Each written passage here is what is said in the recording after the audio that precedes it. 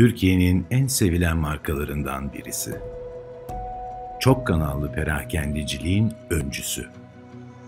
Ev güzelleştirme sektörünün lideri. Vehbi Koç'un ilk göz ağrısı. Kocaman bir ev. Burası benim ikinci evim. Benim için Koçtaş aile demek, vefa demek. Koçtaş'ta çalışmak büyük bir zevkti. Büyük bir keyif, büyük bir gurur kaynağı benim için. Koçtaş benim büyüdüğüm yer.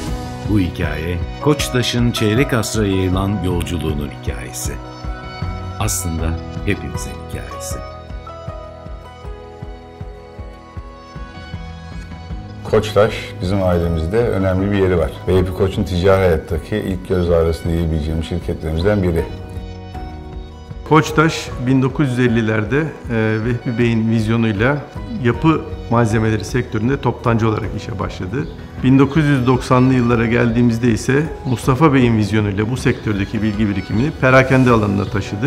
Eğer bugün Koçtaş varsa bu Mustafa Bey'in sayesindedir. Onun inancı, onun kararlılığı sayesindedir. Abi Mustafa'nın da Koçtaş'ta emeği çok.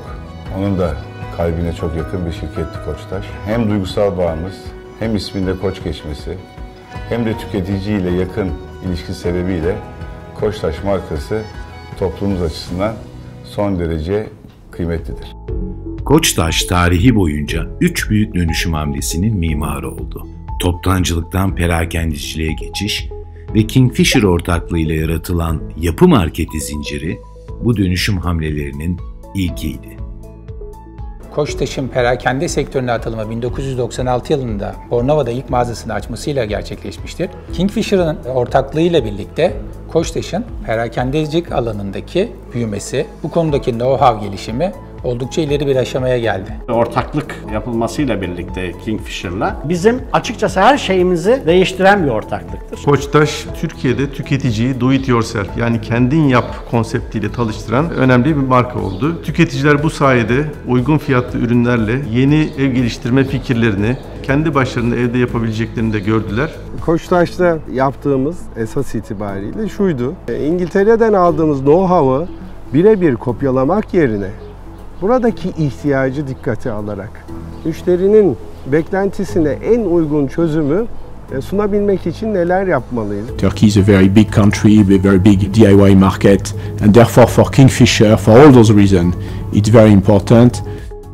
Koçtaş'ın ikinci büyük dönüşüm hamlesi 2012'de küçük formatlı Koçtaş mağazalarıyla yapı marketlerini mahallelere yaymak oldu.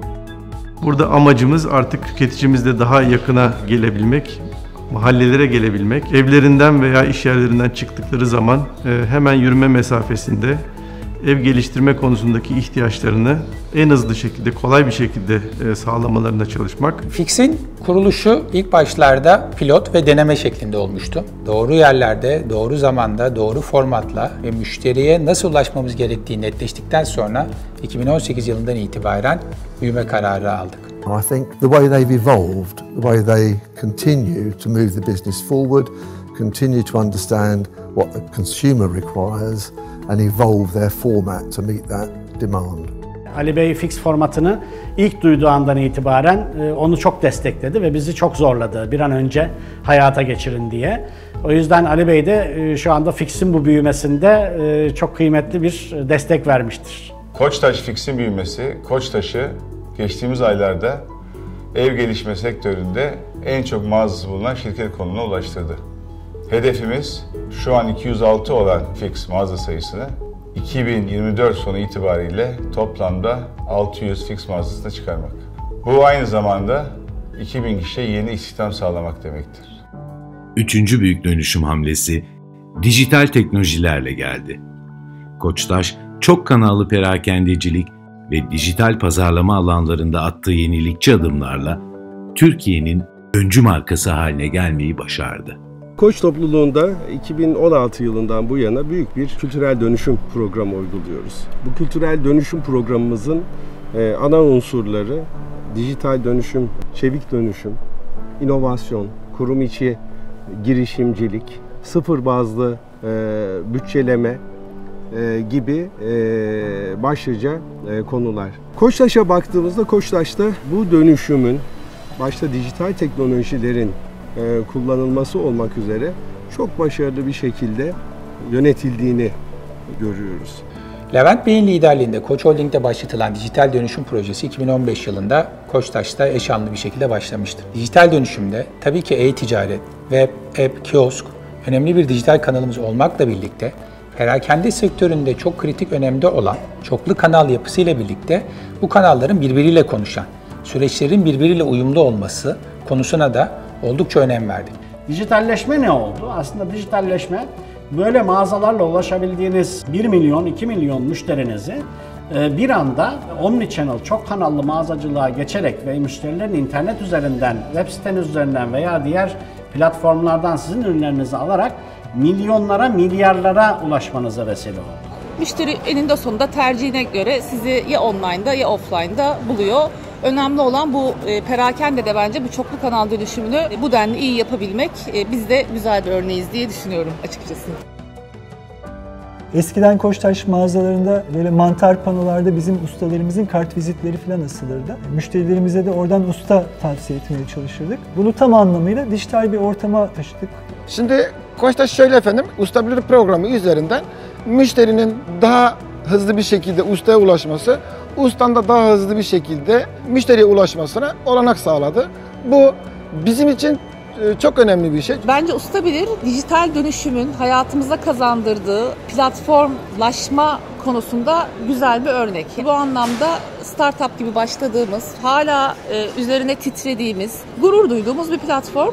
Yıllar önce iyi bir lokasyonda, mümkün olduğu kadar büyük bir mağaza, zengin bir ürün skalası ve başarılı müşteri ilişkileri başlıklarıyla özetlenen perakendecilik artık bambaşka kriterlerle ele alınıyor. Perakende bir malı alıp satmanın haricinde artık tamamen veri bize ne diyor? Müşterinin beklentisi nedir? Aynı müşteri farklı zamanlarda niye farklı davranıyor veya beklentileri değişiyor? Bunları çok iyi anlamamız gereken bir dönem. Bütün bu verileri alıp yorumlamak ve bir sonraki hamlemizin, doğru hamlenin ne olduğunu tahmin etmek Koçtaş'ın başarısına en önemli faktör diyebilirim. Teknolojinin ve veri analitiği uygulamaların daha da önem kazanacağı bir dönem hepimizi bekliyor. Koçtaş bu alanda da sektöründe farklılaşmak için yatırımlar yapıyorlar, çalışıyorlar, çaba sarf ediyorlar. Bizim için bir numaralı öncelik. Koçtaş bugün kendi Ar-Ge merkezine sahip. Son yıllarda kesintisiz olarak sürdürdüğü yatırımlarla özellikle altyapı konusunda dışa bağımlılığını önemli ölçüde azalttı. Bundan sonraki dönemde de fixlerle, Koçtaş formatıyla ve internet üzerinden e-ticaret platformundan yaptığı satışlarla büyüyecek, başarılarını katlayacaktır. Benim beklentim ve arzum Koçtaş'ın bu gücünü, bu rekabetçi üstünlüklerini Türkiye dışındaki pazarlara da taşımasıdır. I would say I'm very impressed by the way Koçtaş is driving his strategic plan with a lot of innovation, a lot new priorities that are very close to the priorities of Kingfisher as a group. Bugün bir ev geliştirme ve yapı market markası olarak 25. yılını kutlayan Koçtaş, değişen yaşam tarzlarına göre kendini yenileyerek Türkiye'nin modernleşme sürecinde önemli bir boşluğu doldurdu. Koçtaş markasının ülkemizde yaşam alanlarını güzelleştirmesi ve hayat kalitesini arttırma konusunda önemli bir rol oynamasından büyük bir memnuniyet duyuyoruz. Koçtaş markası yatırımlarıyla ülke ekonomisine katkı sağlarken sektördeki yenilikçi uygulamalarıyla tüketici alışkanlıklarında fark yarattı. Biliyorsunuz bu sektör erkeklerle özdeşleşmiş gibi görünse de yapı mağazası algısını değiştirdi. Ve şu anda özellikle sabah, akşam, günün her saati, eskiden belki bazen sabahları gelirdi kadın misafirlerimiz. Ama şimdi günün her saati inanılmaz kadın misafirimiz var.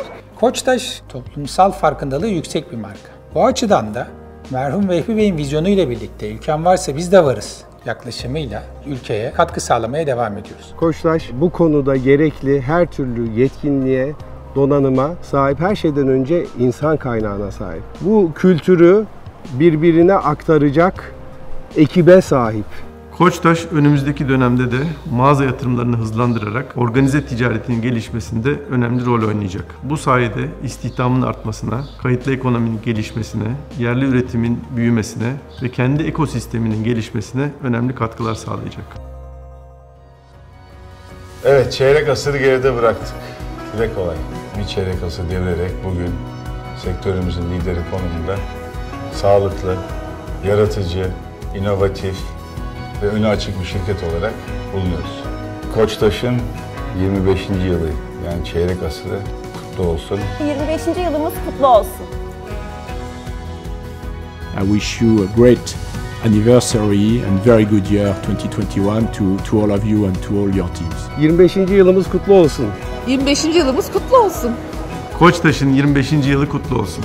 Bütün Koçtaş ailesinin 25. yılını kutluyorum. 25. yılınız kutlu olsun. Herkese kutlu olsun. Perakendicilikte 25. yılımız kutlu olsun. 25 yıl kutlu olsun. İyi ki varsın Koçtaş.